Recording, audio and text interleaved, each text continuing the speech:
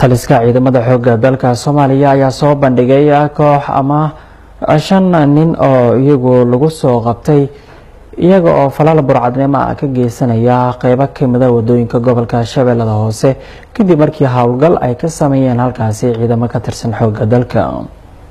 wariyayna Maxamed Xasan Cali oo gaashaandhigga ka soo waramay ayaa warbixintan diyaariyay.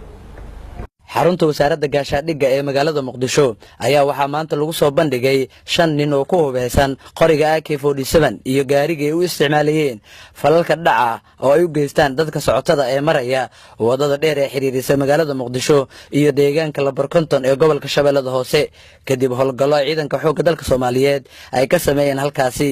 abaanduulaha ciidanka xoogga dalka Soomaaliyeed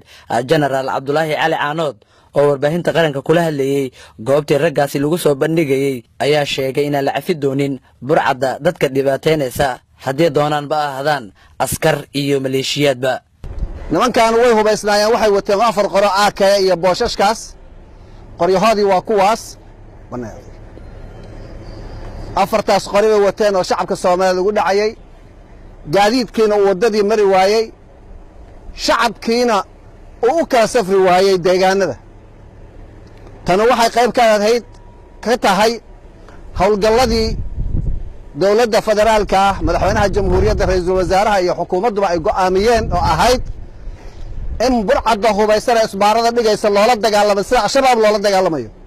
sidoo kale howlgallo lagula dagaalamayay burcadda caadaysatay in ay dhigtaan isbaarooyinka oo laga sameeyay deegaano ka tirsan gobolka Shabeellada Dhexe ayaa lagu dilay 4 ka mid ah burcadaasi oo hubeysan sidoo mar kale u sheegay warbaahinta qaranka abaanduulaha ciidanka xoogga dalka General Abdullaahi Cali Caanood. howlgalkii la dagaalanka burcadda hubeysan iyo isbaarooyinka ee ka socday gobolka Shabeellada Dhexe waxaa lagu dilay 4 nin oo burcad ah oo hubeysan oo la dagaalamay ciidanka xoogga dalka Soomaaliyeed jeedkiina u diiday inay gaadiidka madaxweynaha hantida ummadda Soomaaliyeedna dhacay kufsi iyo dilna isku daray.